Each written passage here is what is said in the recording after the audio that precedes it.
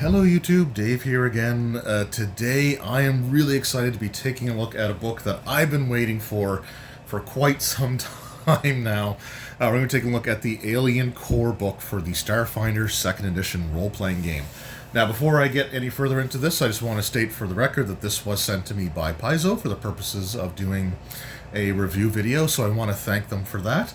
However, as is always the case, they're not scripting or pre-screening the video or anything like that, and the opinions that I express are 100% completely and totally my own. So when the Starfinder playtest started last year, actually, yeah, I think it was last year, I immediately transferred my Pathfinder 2nd Edition group into the Starfinder setting, and we've been running stuff ever since then. So right now they're actually in the middle of a modified version of the Drift Crisis story. And, they're going through and trying to, figure out and solve what's happened there. And they're up against a group of evil computer nerds going through like a simulated, like an artifact level, like holodeck type of thing. And they're playing essentially like a version of their like role-playing game. I've been having a lot of fun writing the scenario. But anyway, this is a book that I've been just absolutely dying for because I've been running Starfinder since the playtest. And, there's not a lot of monsters that were available for it, a lot of creatures for it. And my group is currently level 13, and I started them at level 5 in Starfinder, so they had already kind of outpaced most of the material that was available. Like the Cosmic Birthday was only level 1 through 5, or like 1 through... It was for first level characters. They might have reached 5th level by the end, but, it wasn't... But they were already, like, past that. So I've been having to do a lot of, like, homebrew stuff, which is fine. I'm enjoying it, but it's nice to have some actual creatures to use aside from just the Pathfinder ones, or, like, NPCs reskinned to have equipment from the Starfinder game on them. We got the cover here. Looks like some sort of like demon with a. It actually kind of reminds me of Doom, actually. I like the cover of Doom, except instead of it being like Flint Taggart, the Doom guy, it's the demon instead, with the weapon just melded into his flesh. Well, that's really cool. And then on the back, creatures from space. The creatures in this book are suitable for all levels of play, making Alien Core the perfect tool for game masters planning a campaign. Looking for allies to summon, whether you're playing the Starfinder role-playing game or expanding your Pathfinder campaign with science fantasy creatures. You've got the options here. Over 200 creatures included, and retails for $64.99 US. So let's just go ahead, and I'm not going to flip through every single thing in the book, but there are a couple of things that I do want to take a look at here. So, for example, we've got... Oh, are the drag... Is everything, like, true... No, it's not true alphabetical. Okay. But I want to take a look here. We got, like, different adjustments, but we got the Aeon Guard. So these are, like, the Aslanti... the Aslanti Star Empire. And they played a big role early on in my Starfinder campaign. So, again, it would have been nice to have had these stats during that time. Instead, I just used the first edition ones and kind of fudged some of the numbers to make them line up a bit more properly, like, for their armor classes and stuff like that. But yeah, it's really cool to have those there. We got the Void Zombie. There we go. This is what I want to take a look at. We got the Rampage Demon. That's the one from the cover. Surprisingly, only a challenge rating or creature level 8. And again, one of the things about and they're daemons as well. Oh, these are the demons here. The thing about the Starfinder game, or Pathfinder 2nd Edition, is when a creature says it's of a certain level, like, they mean it. Like, I'm used to, like, challenge ratings and stuff from other games, where, it's just doesn't work unless it's, like, level 1 creatures. Maybe they kind of hold up. But in Pathfinder and Starfinder, if a creature says it's like a challenge for level, 6 characters, if you are a level 4 character and you're fighting it, it's going to be incredibly tough.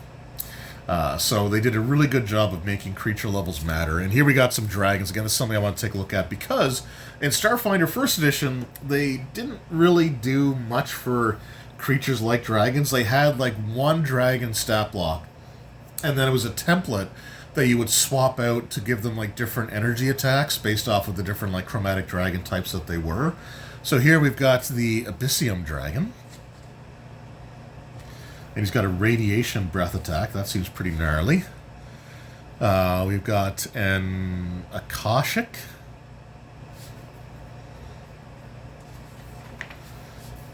So these kind of like planar dragons, it seems like. The Cosmic Dragon. Actually, I like that one. The wings kind of appearing like a star, like Starfield and stuff. The Host Dragon. Innumerable insects follow these lumbering, ravenous dragons. Ooh, boy. So there we go. Some drakes. Ravenous drake, the blight drake. Again, one of the things I love about Starfinder is just like how bizarre some of these creatures are. And like it feels like they really were just told to just go nuts with their creature design. So again, I'm not going to flip through every single page in the book. We're kind of skipping some stuff here. Oh my goodness. The Grog-Call or Grog-Call Polymath, level 14 creature. Interesting. Because I think these guys were in the first installment of the first Adventure Path, and I don't think they were Challenge Rating 5 back then. But that's okay. We got some giants here. Biotech and Moon Giant. And again, like the creatures from Pathfinder are also fully compatible with Starfinder. So, like, they're not going to double up on, like, the types of dragons or demons or stuff like that because they're usable from both books. And these are some weird... Oh, gremlins. Okay, that makes sense. The Hardlight Mascot. Irradiated creatures.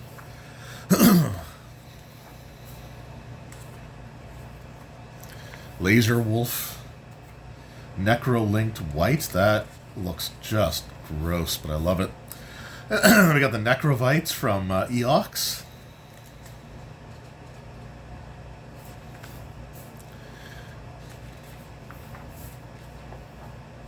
Assembly Ooze. Paradox 20 or Paradox 17. Paradox 17 is normally invisible. Most recorded observations of it start with hearing a roar like static from a dead signal. Interesting. So kind of a campaign-ending creature, potentially. Psychic Fungi. Psychopump. Some Biotech Advanced War Machines. So again, there's just some really cool stuff like in these books. Right, I love the artwork. I just love how, like, just weird some of the things are. I mean, we're looking at robots right now, but yeah, there's just some awesome stuff in the Starfinder universe. We got the Swarm.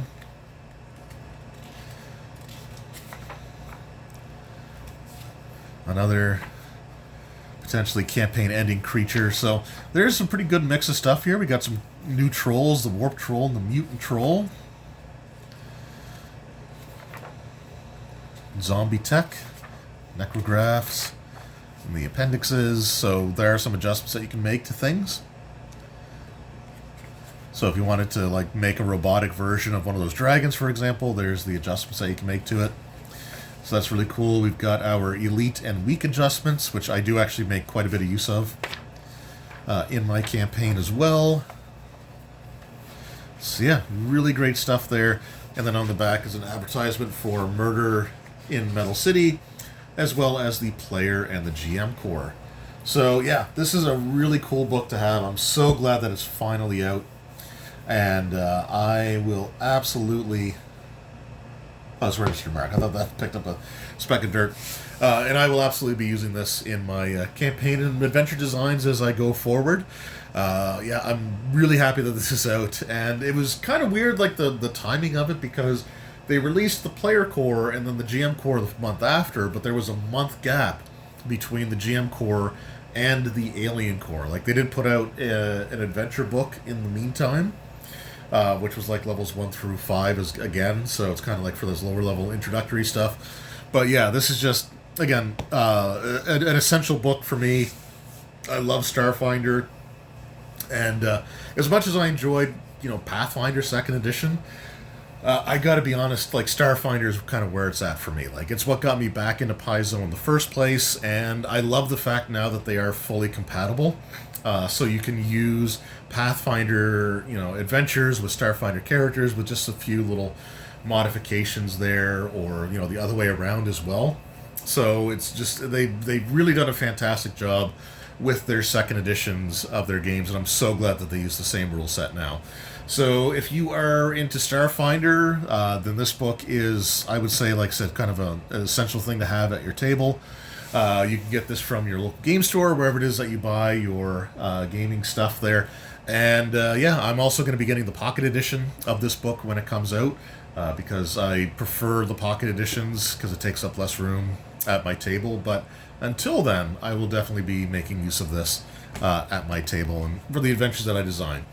Anyway, thank you so very much for your time. I truly appreciate it. We will see you in the next one. Until then, take care.